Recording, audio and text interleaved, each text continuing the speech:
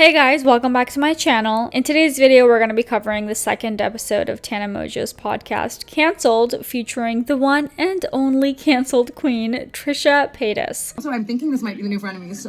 Give me a job, please! We're also going to be talking about the end of Def Noodles and DaBaby responding to criticism over a recent scandal. But before we get into it, I just want to give a quick shout out to today's sponsor, which is Atlas VPN. A VPN, without getting too technical on you guys, is a tool that encrypts your data and hides your virtual location. So essentially it's assigning a new IP and DNS address to your device. I personally have been a user of VPNs for many years now, just because I like to travel a lot. Also, I'm from Iran and like literally every single website is blocked there, so I've always been using VPNs, but most recently I've been using it to watch the Mindy Project on some random Australian website, just because they literally took it off of Canadian Netflix and we don't have Hulu. There's literally no way that I can watch the Mindy Project except like buy it from iTunes. Like, who buys shows off of iTunes? You know what I mean? So no, I'm just gonna get a VPN and watch it from some other website. And so yeah, a lot of people use VPNs to like access shows on Netflix from like other countries, because for some reason they like discriminate against countries. Some countries have better Netflixes than other ones. Like, that's not fair. There's also like just a bunch of other benefits that you can get from using a VPN. Like, if you're using public internet, it just has increased security,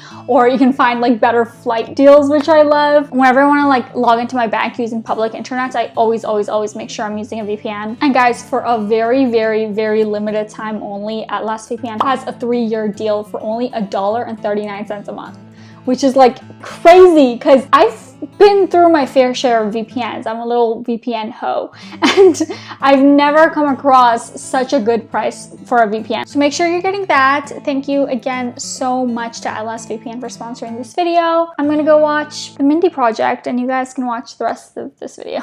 But before we dive in, let me plug the Hot Tea Twitter account. If you have any stories, tea, or drama that you want us to cover, the DMs are open, and we also post some tea as well over there, so make sure to follow us. Also, make sure to subscribe and turn the notifications on so you know when I post. And lastly, make sure to give this video a thumbs up and comment your thoughts down below. Alright, let's get into the tea. So first things first, a lot of us have waited for this episode to come out. Actually, some people thought that Trisha would be featured in the very first episode of the podcast, but either way, we're here for it. Some of the topics Trisha and Tana covered were the fact that they have both been problematic as hell, which we all know, but hey, at least they are somewhat self-aware. They also talked about the end of frenemies, Gabby Hanna, mental health issues, the dark sides of the industry, and also OnlyFans. By the way, they might have an OnlyFans collab coming out anytime soon, so yeah, let me know if you want a reaction to that. They started off the podcast by talking about Tana and Trisha being the cockroaches of YouTube. Tana was like, "Trish, you're my inspiration in life. No one is going to take you off the internet." Well, they're right about that. It seems like whatever drama or scandal they're in, they just seem to keep going and truly not ever get cancelled. Then Tana talks about how iconic Frenemies was. Bro, frenemies was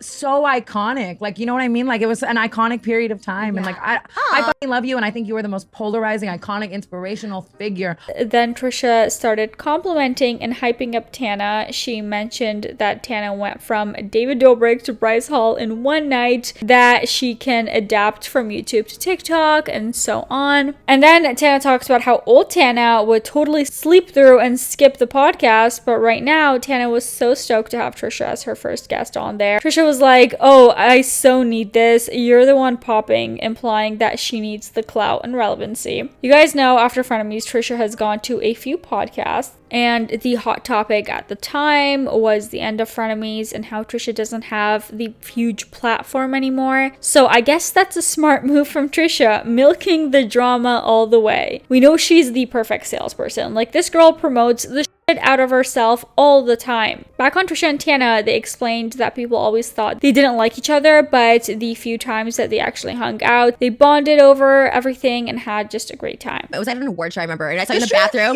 and you're like, "Oh my god, I hate this girl too," and I was like, "Oh, thank god." And I remember we like bonded over like hating somebody. I remember that night I was wearing just like a stupid IMG address, and Trisha told me I looked good, and it was, I'm not even kidding, good things happened that night, but that's the only thing I remember. Both of them kissed each other's asses throughout this entire episode. I'm not sure how to feel about that, since Trisha has said a few not so nice things about Tana on Frenemies, but then again, she defended Tana when Ethan made a few jokes about Tana looking like a Twinkie.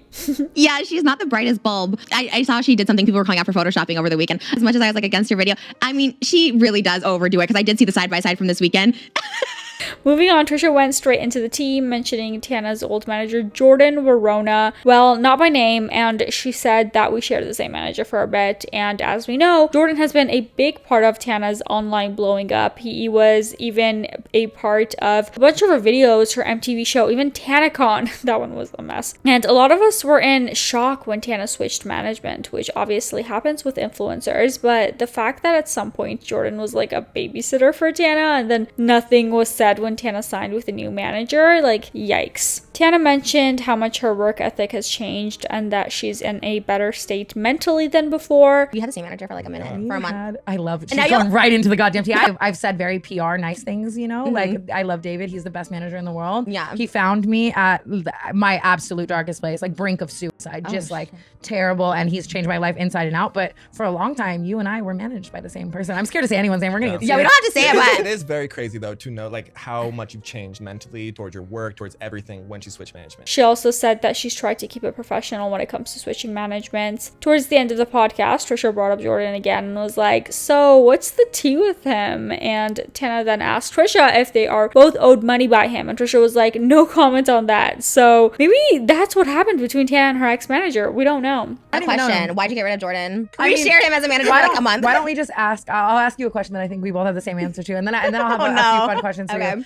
Are we owed money by him? No comment on that. I have no comment. You both I was plead like the fifth. not. Next, Trisha thought that she was getting catfished. She didn't believe that Tana actually wanted her on the podcast. Then they talked about OnlyFans and how much money they would make there. Tana said that when Trisha and Lena the Plug's collab came out, she really wanted to make one with Trisha, and maybe they have something else cooking. Who knows? While on the OnlyFans topic, they discussed sex work, what Trisha has done before YouTube. Tana also mentioned that her and Jake Paul were considering doing a sex tape maybe, but they never got around to doing it. And Tana was like, yeah, we're not on the best terms right now. Jake and I were gonna do one for a really long time.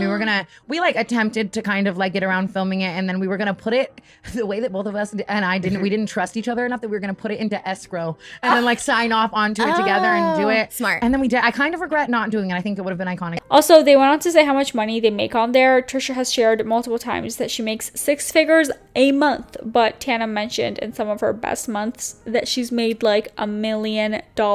Moving on, other topics that they talked about, Trisha said that she was gender fluid, their thoughts on TikTok, scandalous content that Tana has made with Shane Dawson, the whole video where she literally peed on him, Trisha wanting to start a family but unable to adopt because of her mental health and also struggling with fertility issues. Also, they shared their thoughts on Free Britney and how it's crazy that people were treating her so badly for so long. Tana expressed that she's thankful that Trisha spoke out about the weird behavior around Tana from people like Shane, Jason, and other people, because Tana was like 18 to 19 at the time, just getting into the LA scene and like very young. Tana also shared a story about a YouTuber who tried to hook up or flirt with her when she was underage at Playlist Live, and allegedly Gabby Hanna tried to sell the story to a reporter. Weeks ago, I got a call from That that Gabby Hanna was trying to sell to them that this YouTuber like hooked up with me when I was like underage, and then it was fucked up, and I was like, what if this was my trauma? And then she mentioned the whole Escape the Night drama with Gabby. She said she was glad Joey tweeted about it. And apparently because Tana liked one of his tweets shortly after, she received a call about Gabby trying to sell that story. So I guess we have yet another person who is not very fond of Gabby. Are we surprised? No, not really. And they were like, imagine if it was actual trauma and she would just sell it for publicity. Trisha wanted to share her thoughts on Gabby, nothing new that we haven't talked about on this channel before, but you could tell Trisha is still hardcore affected by their beef and is still very pissed at Gabby. Tana then talks about how frenemies inspired her to speak up about the Shane Dawson situation and older people approaching her and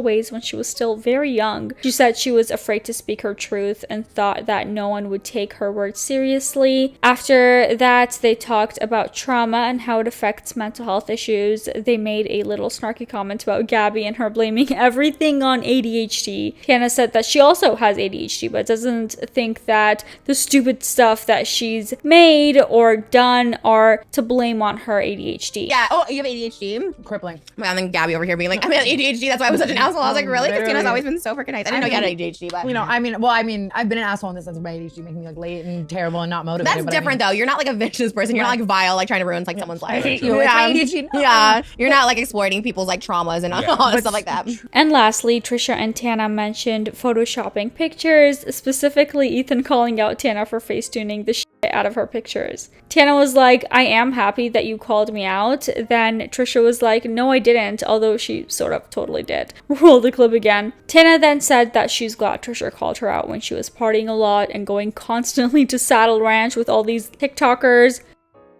Also, I'm thinking this might be the new frenemies, so. I found her. Give me a job, please. No, she's not like productive. Like, this is what I wish frenemies was. Like, this is what frenemies But I'll never. She also shared her thoughts on frenemies as well as what she wants to do in the podcast world.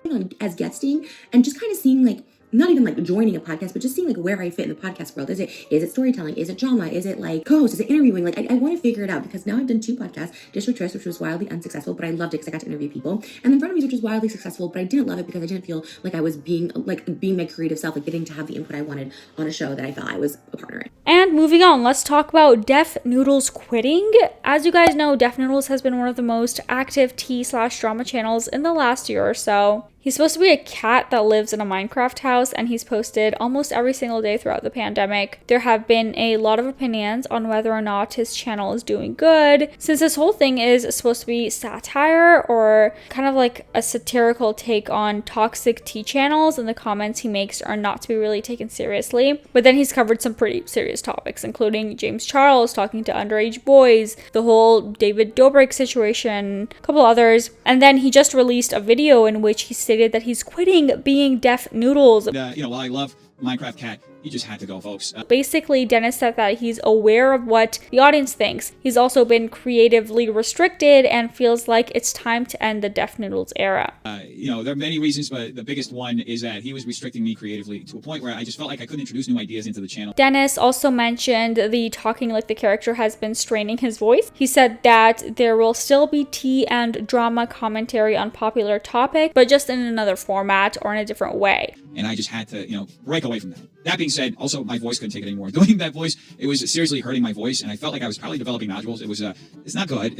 So I was looking forward to just not straining my voice anymore. I'm still going to look at influencer drama, celebrity news, and trending topics. We're still going to cover all of that. I'm just going to start introducing new elements and new ideas and new characters that I've been thinking about and that I think would be cool and would still kind of play a good role in this world. People seem to be supportive of it generally and understand why he's choosing to end this era of Def Noodles. One user said, I won't lie, I'm going to miss the character, but I'm really proud of you for making this change. It's important for your health, clearly, but it's also important creatively to branch out and evolve with time. I'm sticking with you, Dennis. This was so entertaining and such a good way to end the era. Can't wait to see what you'll come up with next, Dennis. And our last topic of the day is about rapper DaBaby. This past week, he's been in a little bit of a controversy. He's made some comments that are homophobic, and a lot of people have been outraged. Some celebrities even called him out, including Dua Lipa. She made a statement where she basically said the person who she collabed on Levitating is not the same person as the one who's making these comments. A lot of other celebrities have liked a tweet that said, hot people listen to the original version of Levitating. And now he's actually come out with a statement saying, social media moves so fast that people want to demolish you before you even have the opportunity to grow, educate, and learn from your mistakes. As a man who has to make his own way from very difficult circumstances, having people I know publicly working against me, knowing that what I needed was education on these topics and guidance has been challenging. I appreciate the many people who came to me with kindness, who reached out to me privately to offer wisdom, education, and resources.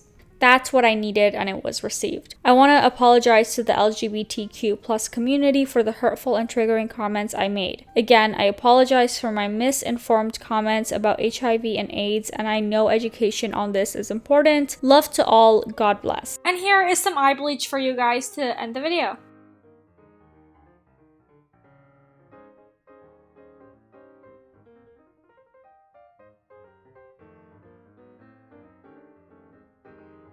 And yeah, I really want to know what you guys think on all of this, so make sure to comment your opinions down below. That was it for today's video. If you liked it, please make sure to give it a thumbs up and subscribe. I post new videos every single day.